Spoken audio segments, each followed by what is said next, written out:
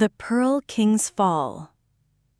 Maren Solwyn plunged the oyster knife into the crate bearing Arenthallo's crest, not to steal, but to reclaim. 7 years ago, these same waters swallowed her future as Aren's guards hurled her overboard, accused of a debt that never existed. Tonight, the pearls inside wouldn't buy his luxury, they would unravel his lies, one iridescent layer at a time. Viridia Bay wasn't just Maren's home, it breathed in her blood. She knew its hidden coves, its treacherous currents, and the secret groves where the rare, luminescent aurora oysters thrived. Her family, the Solwyns, were humble pearl divers, but Maren possessed an uncanny gift.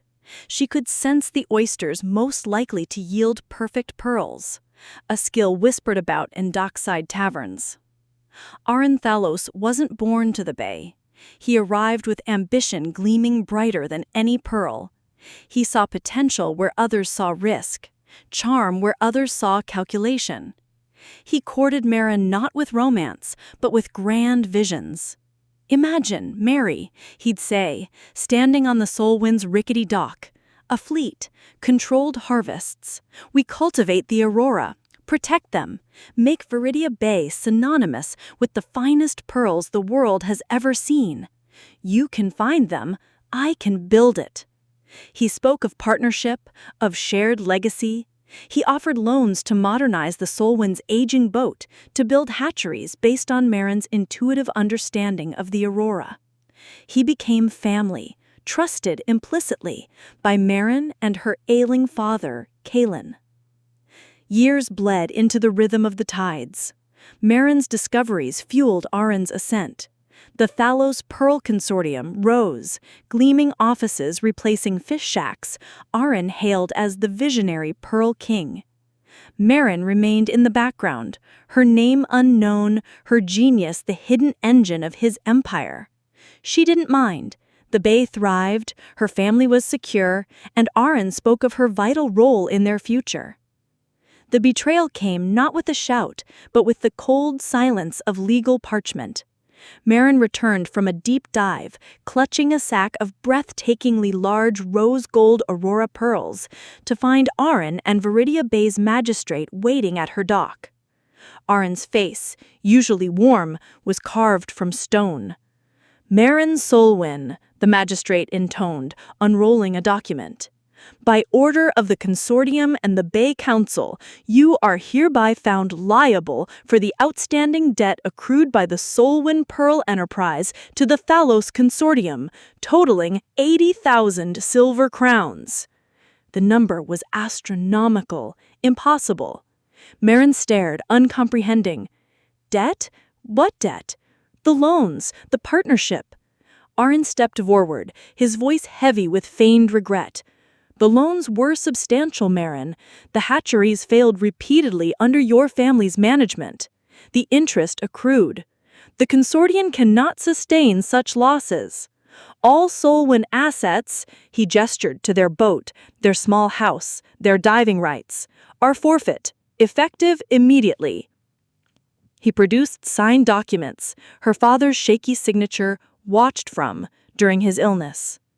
Evidence of mismanaged funds.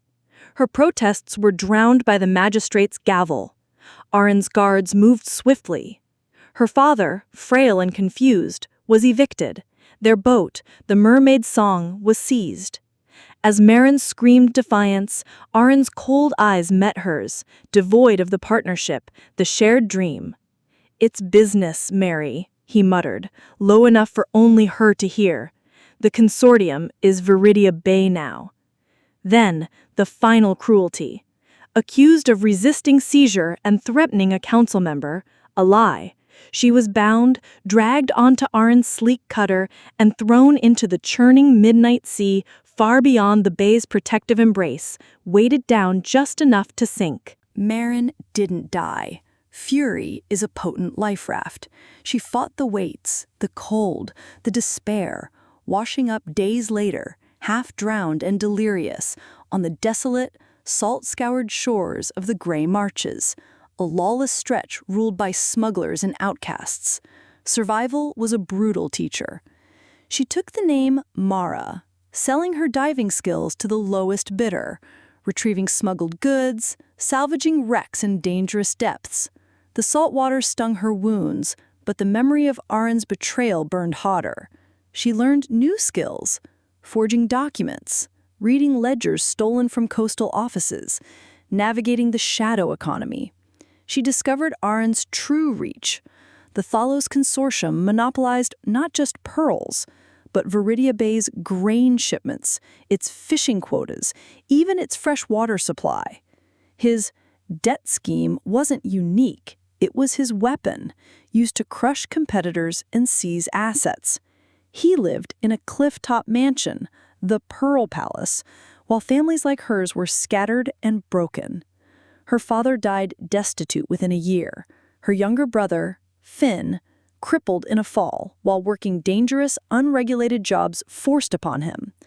Revenge became Marin's oxygen.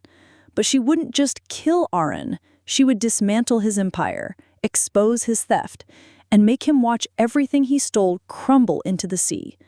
She needed leverage, allies, and a weapon only she could wield. She found it in the Grey Marches. While diving for smuggled silks, she discovered a hidden, deep-water cove untouched by Thalos dredgers. And there, clinging to volcanic vents, thrived a different oyster. Not the luminous aurora, but the crimson bloom, smaller, rarer, producing pearls of intense, blood-red hue, unique to these toxic depths. They were beautiful, valuable, but held a secret. Prolonged handling caused a temporary, harmless, but vivid red staining of the skin, like dye. More importantly, Marin realized with a geneticist's eye honed by years observing aurora, these oysters shared a distant ancestry.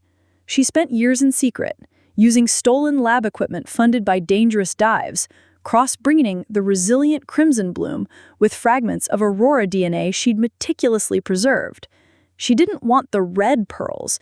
She wanted oysters that looked like pure aurora, but carried a hidden signature, a subtle, traceable biochemical marker unique to her hybrid strain, and the latent potential for the blood bloom staining under specific, rare conditions she could engineer. Her other weapon was information. Through a network of disgruntled former Thalos employees, fishermen squeezed for his quotas, and a cynical smuggler captain named Rourke, who saw profit in Aren's downfall, Marin painstakingly gathered evidence. She found the original loan documents with the forged signatures. She tracked the flow of money from seized assets into Aren's private accounts. She compiled lists of other families ruined by his debt schemes. She even discovered the magistrate was deep in Aren's pocket. She stored it all, encrypted, on data crystals, waiting for the perfect moment. Her hybrid oysters matured in hidden cages in the Grey March Cove, undistinguishable from true aurora to anyone but her. The moment arrived with the announcement of the Grand Tides Gala at the Pearl Palace. Aren Thalos would unveil the Crown of the Deep, a necklace featuring the largest, most perfect aurora pearls ever found, pearls Marin knew she had located before her exile.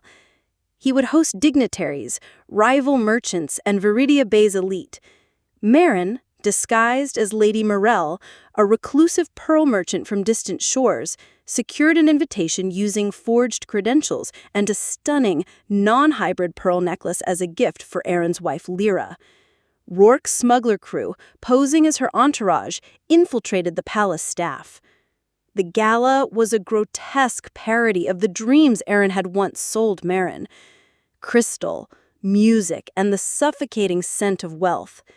Marin moved through the crowd, a ghost in silk, her heart a drum of ice. She saw Finn, now a silent, watchful servant in Thalos livery, his limp pronounced. Their eyes met for a fleeting, agonizing second. Aren, radiating smug triumph, presented the Crown of the Deep to gasps of admiration. Marin's plan unfolded in 3 synchronized waves. Wave 1. Economic sabotage. Rourke's crew, embedded in the kitchens and serving staff, triggered chaos. They subtly contaminated the exclusive Viridian grain stores controlled by Thalos with a fast-growing, salt-resistant rice strain Marin had cultivated in the marshes. Harmless, but instantly devaluing Thalos grain by flooding the perceived rare market. Panicked whispers about tainted stores and collapsing grain prices began circulating among the merchant guests. Wave 2. The Pearl Trap. Marin, as Lady Morel, approached Aaron. "Magnificent," she breathed, gesturing to the crown. "But truly, the rarest treasures are often held close. Might I see the personal collection? I hear whispers of unique specimens." Flattered, greedy for her apparent wealth, Aaron led her to his private vault. Inside, amidst jewels, lay trays of his most prized, unset Aurora pearls. Marin handled several, subtly activating the latent staining agent in the hybrid pearls she'd arranged to be included in his latest harvest, bought through shell companies. "Exquisite," she murmured, her fingers lingering. "One can almost feel their history." Aaron preened, oblivious. Wave 3. The Revelation. As Aaron returned to the main hall, basking in adulation, Marin signaled Finn. He slipped away, accessing a servant's terminal. Moments later, the grand crystal display screens flickered. Instead of serene ocean scenes, they showed scanned documents, the forged loan papers with Kalen Solwyn's shaky signature compared to his real one, lists of seized assets and families ruined, financial trails leading from those seizures directly to Aaron's accounts, even damning correspondence with the magistrate. Gasps turned to shouts. The hall erupted in chaos. Merchants recognized their own ruined competitors. Fishermen saw their stolen quotas. "Solwyn?" someone yelled. "Marin Solwyn? The diver he threw out?" Aaron stood frozen, his face draining of color. "Lies! Forgery!" he bellowed. But then a noblewoman shrieked, pointing at his hands. Where he had handled the unique specimens in his vault, vivid red stains, like blooming blood, were spreading across his fingers and palms. "The blood bloom," another voice cried, invoking an old sailor's myth about pearls touched by betrayal. Panic surged. The crowd recoiled.